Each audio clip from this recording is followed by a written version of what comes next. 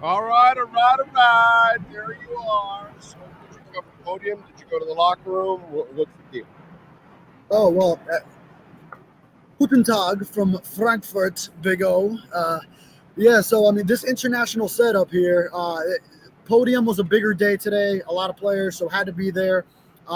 So, pretty much everyone we needed to talk to was there, except, of course, would have been good to get either Connor Williams to talk about the last snap, which we did get Tua talking about it, that he takes the blame, of course, or Cedric Wilson on that miscommunication that Tua called it for that late play, or to see Rock Jones.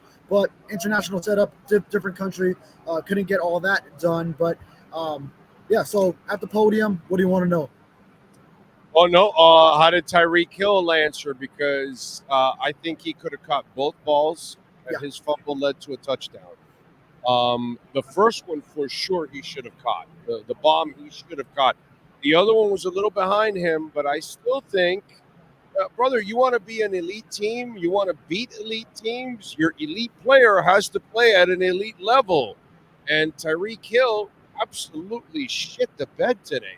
yeah. Hey, and he took it on his shoulders. I'll give him credit for that. I asked him at the podium about those two drops, and he did take it upon himself. He said he's got to be better from that, and that he tries to just move on to the next play, not even think about when he does make those drops. So he did make a couple of key third downs late.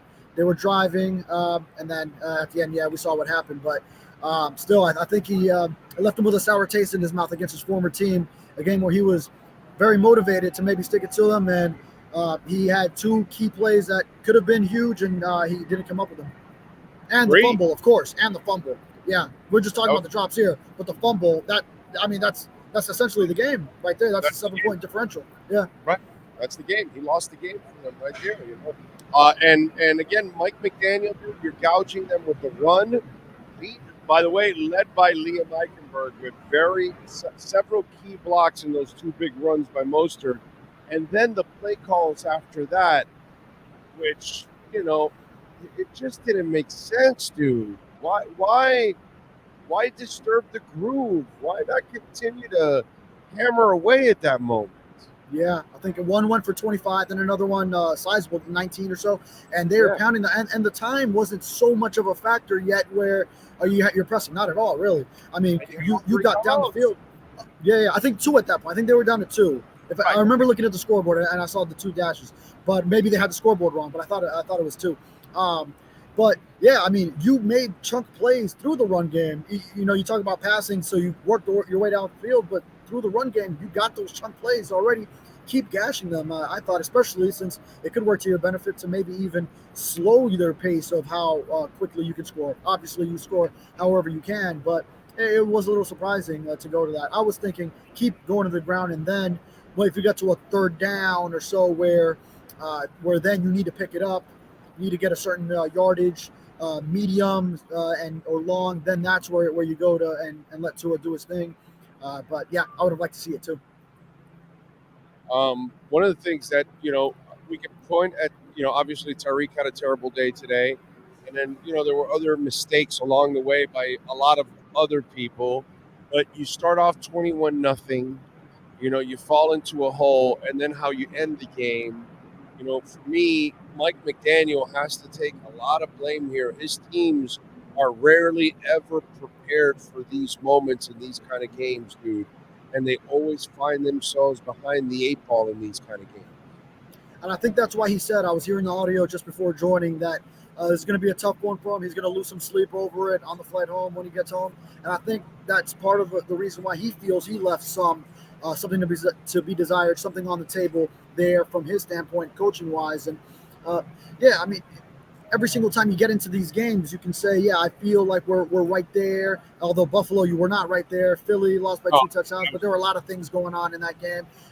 This game, you were not right there in the first half. And then second half, okay, there was some resolve to start to come back. Defense was strong, held them down. Hey, only one offensive touchdown for that Chiefs offense after that initial drive. That's an impressive game against Patrick Mahomes, Travis Kelce, and those boys. But offense shooting itself in the foot early, too often putting themselves in and long situations with penalties, miscues, the miscommunications. See, you can't go down and at the end of a game and have those two crucial plays, have those two things happen back to back in a game like this. Yeah. Who'd you think was to blame for that? It looked like it was going to be a back shoulder pass that he made a fade like to Cedric, except Cedric took off deep. Who do you think screwed up there? Yeah, it seemed like so. Tua is gonna. He said a miscommunication, which if a quarterback's saying that, and especially if Tua is saying it, if Tua doesn't just take the blame entirely on his own, which we know he will do, then you figure, okay, the receiver probably ran the wrong route. Now, that wrong route would have gotten them a touchdown, I will say. So, but Mike McDaniel, then he figured Tua was kind of taking the blame.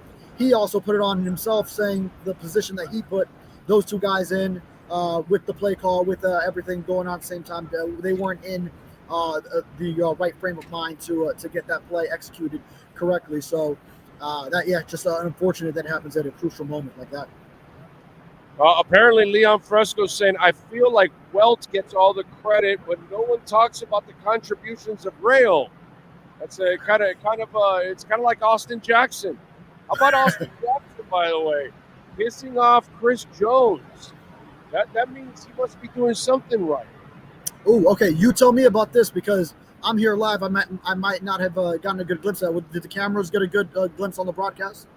No, they just showed like the part where he came after Austin, but obviously Austin must have frustrated him during the game one way or another. So I thought that was actually really cool for Austin Jackson. That's when you know. That's when you know you're coming around. I mean, no guy that's trying to shed a bust label at this point is doing that to an All-Pro like Chris Jones. So that's impressive that he's getting to that point. And you're getting the offensive line together. Didn't ultimately lead to the outcome, the desired outcome in the end. But hey, that run game was going strong when they did go to it late. So you see when you have Connor Williams in there at center, and then Teron Armstead back in this game. Rob Jones goes down within the game. Obviously, he didn't have Rob Hunt. So, but then Liam Eichenberg, he stays ready too. So, and some of those runs late went to the left side, and that was him going over there. Again, I want to defend Liam Eichenberg a little bit here because we all pick on him, including me, and all he did was get better at center, backing up Connor because as he got more starts, he played better. And then today, here he needed to be, step in and pinch at left guard. And this is a guy that's been played at all the positions on the offensive line, and he has stayed as a pro throughout the whole thing. So I want to give him, a little love overall.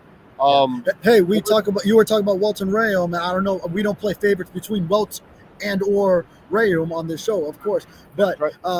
In our legal segment, this might be the innocent until proven guilty, we can say, for Liam Eichenberg in that regard. There we go. I just thought of it on the fly because you said that. Yeah, I love it. Yeah, man.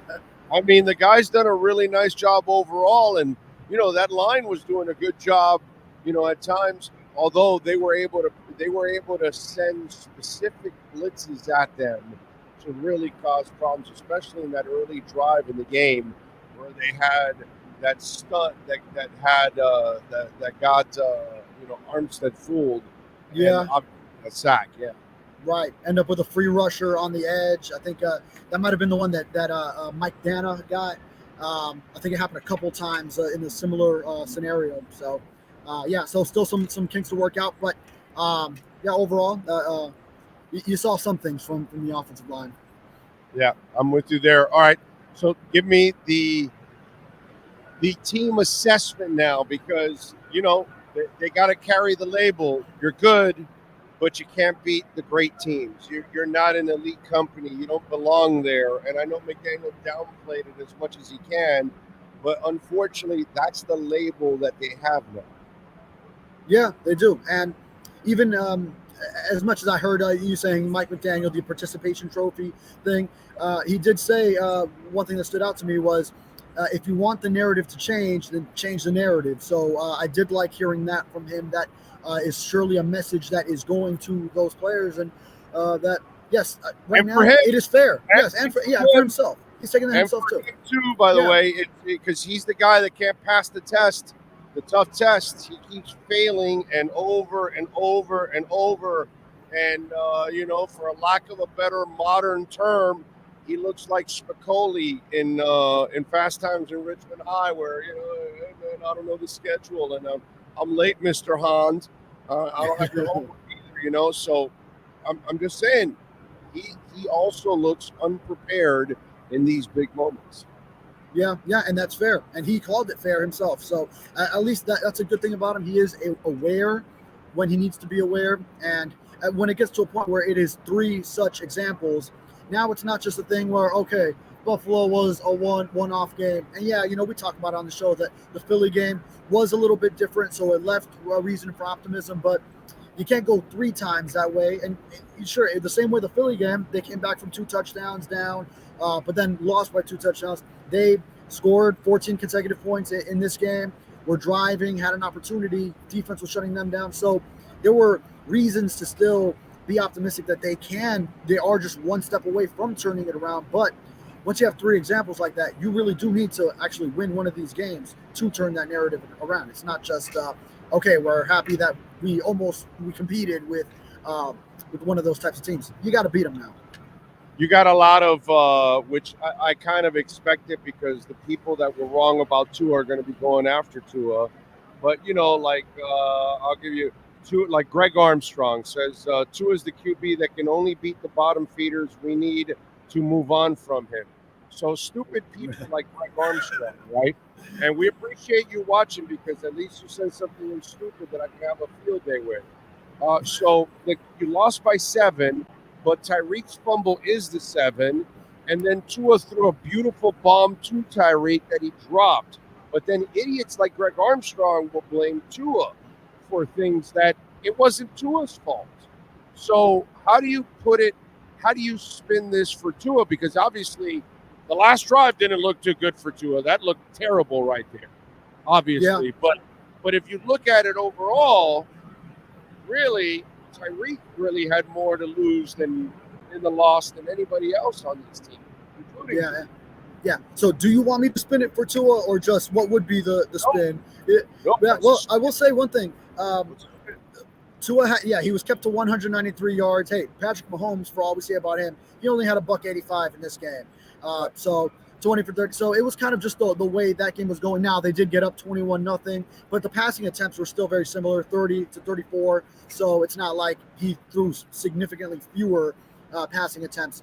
But that last drive, if we're talking about, okay, they need to be going to the run game, then that also sort of implies, we have more faith in the run game right now than leaving the ball in Tua's hands. And then that ended up actually playing out the way we saw. So if your receivers aren't going to hang on to the ball, then you might as well go with the run game. Yes. Yeah, and I do think later into the game, Tyreek got over those drops. If your 2 receivers going to get tripped up and fall on the slants, how's that Tua's fault? I'm sorry, I forgot. How is that Tua's fault? Yeah, you add up those plays, and then you're looking at Tua's stat line being upper 200s, and you're going into overtime where he's adding more to it. So, he didn't, unless you call whatever you call the fumble, but I mean, he didn't turn, or the bad snap at the end, he didn't turn the ball over himself. So, there was that. But yeah, ultimately, there were just too many miscues on the overall operation of the offense, especially that first half. First scoreless first half since Christmas second half last year, Green Bay game. Tua was playing with a concussion that time. So just the whole operation, too many penalties, getting them backed up, 3rd and long situations. It's just not going to move the offense. So would you say that maybe an intelligent way to kind of look at it is maybe it was a team failure? Maybe everybody failed, huh? Maybe it wasn't one person. Maybe McDaniel didn't have them prepared. Maybe they made too many mistakes with penalties and pre-snap penalties. Maybe Tua wasn't perfect. Tyreek certainly wasn't. Waddle certainly wasn't. Special teams certainly wasn't. So, everybody made mistakes. You know what I mean? The defense was the only one that kind of made they had the first drive. And then that's it. After that, they were pretty damn good. But maybe the way to look at it is that this was more of a team loss than to really blame it on the quarterback. Yeah, and that is really the classic case of teams that are close but no cigar. Like the great teams that find ways to win those. Like I'm sure there's so many things on the Chiefs side that on their podcasts or whatever they are just adding up all these things. Patrick Mahomes, he fumbled back on their side, and Right. they're adding up all the things that from their perspective they saw. But the teams overcome those. That's how you see your defending Super Bowl champion, two-time Super Bowl champ like the Kansas City Chiefs. If Travis Kelce has a better game, because I mean he was a no-show for the Chiefs, which I mean give credit to the Dolphins defense for doing that as well.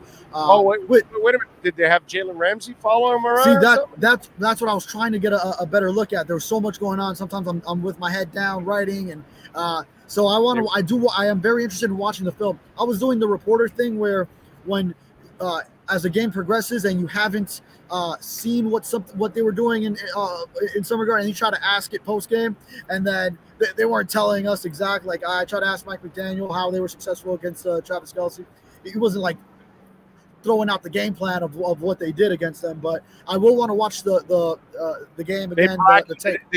You'll see it. They bracketed him with different people, but the guys stayed on their side. They weren't following. Well, we figured, especially you. Mm-hmm. How much did Ramsey end up on him? Very few times. Very few times. Just by chance. By chance. And towards the end, by chance was one of them. Yeah. So wherever it depends, because they move them around. So then they would move the bracket around, wherever it was, and it was different people that were responsible for the bracket. Right. The way the Chiefs move Kelce around. Exactly. Yeah. All right, man. What do you got going on in the Sun Sentinel so folks can check you out, my friend? Man, trying to make my way back safely from Frankfurt, Germany. But yeah, wrapping up game coverage here. Rundown of those key plays late. I'm going to be working on that post game as it is 8:37 p.m. Frankfurt, Germany time. So that's how you see it so dark out here. After a bunch of people were just were getting up early to watch this game, and then grading the game tomorrow and trying to make it back for a bye week. And I have a friend's wedding next weekend, so lined up perfectly with the bye. Loaded week. There you go, brother. That is awesome. All right. Hey, you already had the bachelor party, right?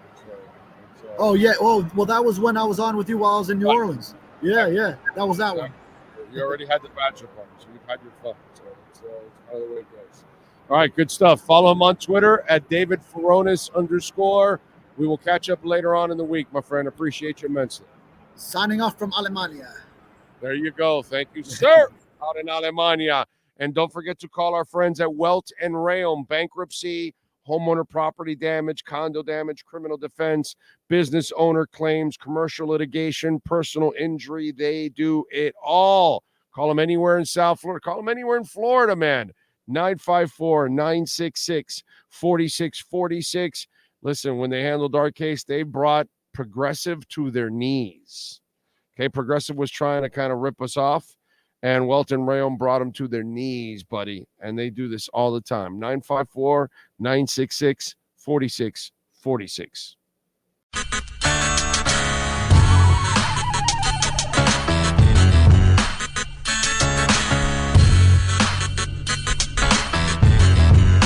This is the Big O Show.